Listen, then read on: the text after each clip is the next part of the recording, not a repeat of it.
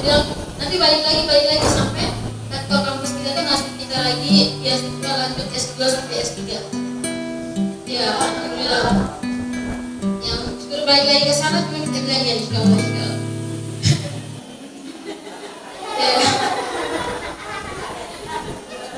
Ya kayak gitu. Assalamualaikum warahmatullahi wabarakatuh.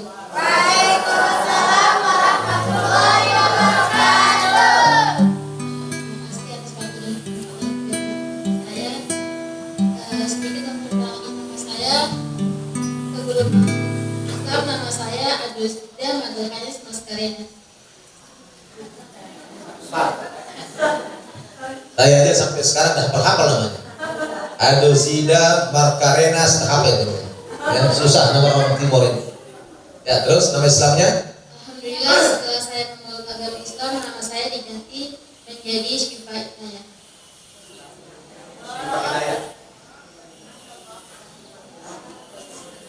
Saya anak pertama dari 4 bersaudara. Kami semua perempuan. Kedua adik saya di sini, satunya lagi alhamdulillah udah Islam juga beserta orang tua saya, tapi masih lagi di kampung di Kupang.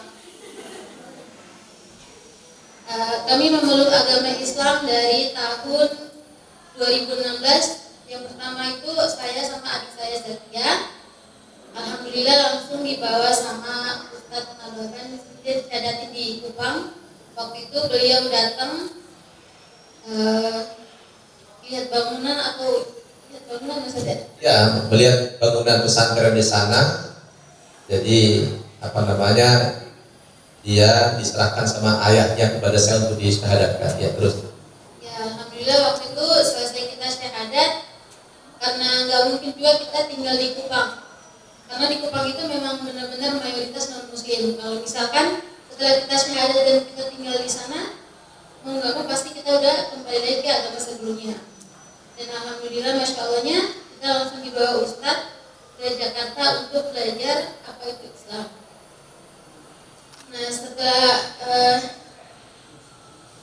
tiba di Jakarta, alhamdulillah kita dipertemukan dengan lingkungan yang masya Allah semua, anak-anaknya juga semuanya mu'alaf, jadi kita bisa berbagi cerita sama para ustadz, kita bisa tanya-tanya Islam itu seperti apa, kenapa Islam itu kayak gini, jadi kayak dari kita non muslim yang dulu menganggap Islam itu seperti ini, pas kita udah masuk kita belajar jadinya tahu, oh Islam itu tidak sejahat itu, Islam itu bukan seperti itu, Islam itu punya tujuan dan maksudnya seperti ini.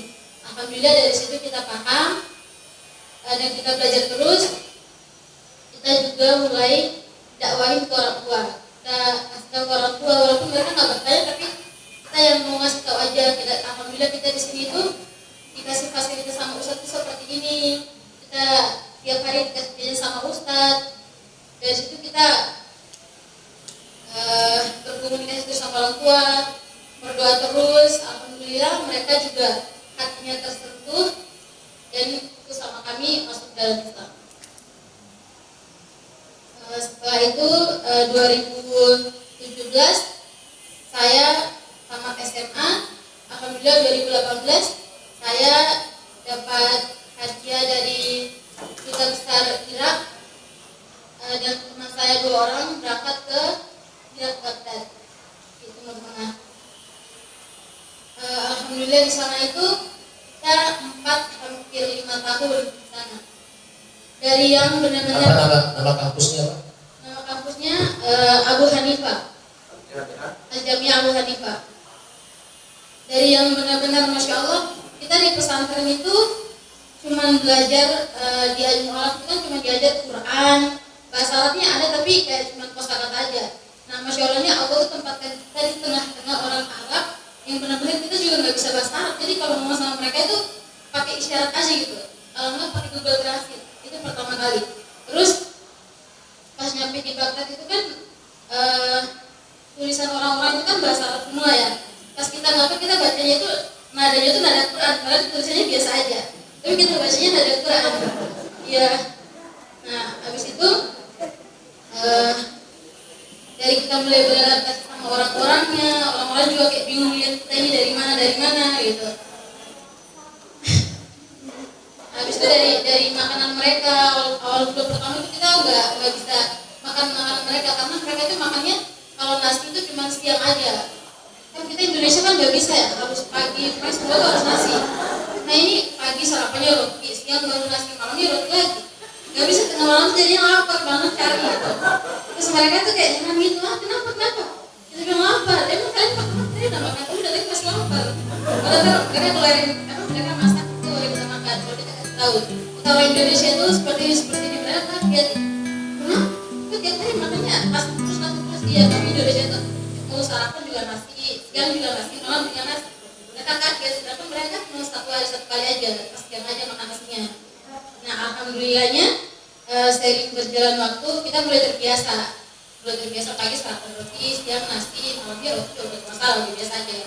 Mau nggak mau kita harus bisa karena di 4 orang gitu. Cuman alhamdulillahnya mereka juga paham gitu. Jadi kalau mereka mau ngasih makan tuh, ini anak-anak Indonesia nih harus kasih beras, beras.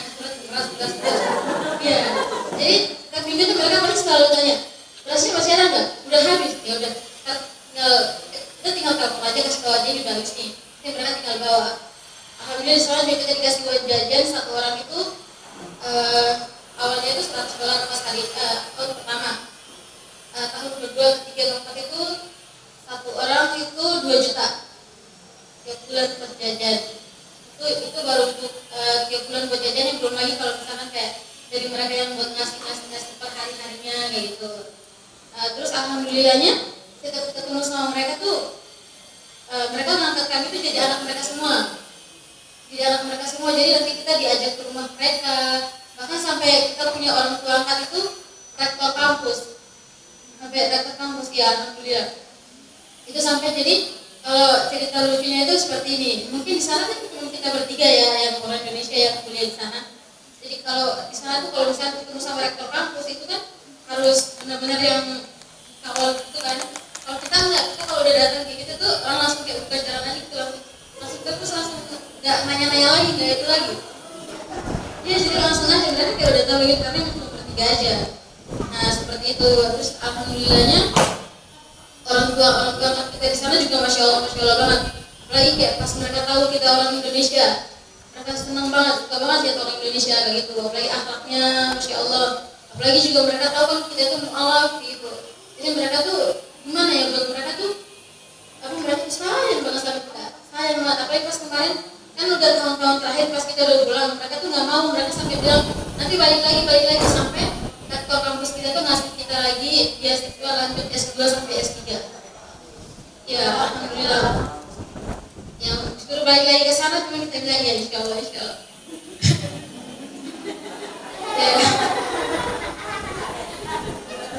Ya kayak gitu. Terus masalah kalau cuacanya sama aja kayak musim dingin. Kalau udah dingin banget, kalau udah panas masya Allah itu kipas aja nggak bisa, AC kita harus AC. Kalau kipas dulu nggak bisa, hawanya tuh panas terus di sana tuh kalau udah badai pasir masya Allah itu kita benar-benar harus di dalam rumah aja, kita nggak boleh keluar. Kalau misalkan kayak pakaian kita nih gantung di luar warnanya, kita pas kerjaan itu udah di warna aku warna coklat itu. Ya jadi dari awal yang kita mulai beradaptasi sama lingkungan sama cuaca itu benar-benar susah banget. Tapi kita nggak tahu seperti itu. Kalau musim dingin, alhamdulillah kita pakai pemanas ruangan. Kalau misalkan musim panas, kita juga disediakan AC. Jadi semua fasilitas itu lengkap semua. Kita tinggal belajar aja. Ya. Jadi apa yang mendorong kita masuk Islam? Oh ya, yang mendorong saya masuk Islam waktu itu tuh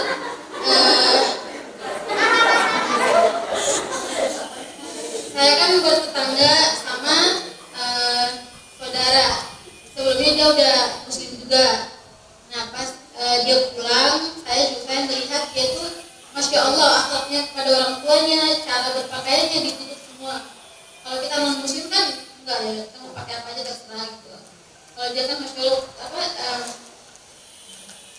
dia sama orang tuanya tidak melawan, nurut. Dia juga berdoa dari pesantren. Saya tertarik sama akhlaknya dan saya mau ikut dia untuk masuk Islam juga. Saya juga mau belajar apa itu Islam seperti itu. Karena sebelum saya saudara saya ini yang kita ada juga muslim, tapi ya seperti itu, mereka enggak yang benar-benar taat banget. Kadang hidupnya pakai dibuka lagi. Itu yang membuat kami para non muslim itu melihat kalau maaf tapi Islam itu munafik. Kenapa? Karena kenapa kamu pakai jilbab terus buka lagi? Itu salah satu yang membuat kami itu melihat Islam itu emang ya udah sih sebenarnya kayaknya habis pakai habis buka terus setelah pakai gitu kayak munafik, berarti kayak munafik kayak gitu. Nah alhamdulillah, tapi beda nih sama saudara saya. Kenapa dia enggak gitu?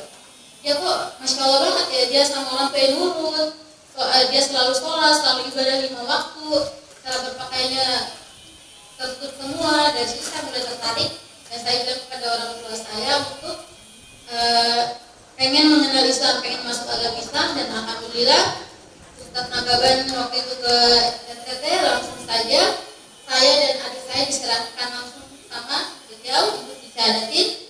Alhamdulillah kita langsung diterbangkan ke Jakarta untuk belajar agama Islam. Dan alhamdulillah setelah itu adik saya yang ketiga juga ikut. Setelah itu dan seterusnya dari adik yang keempat sampai kedua orang tua saya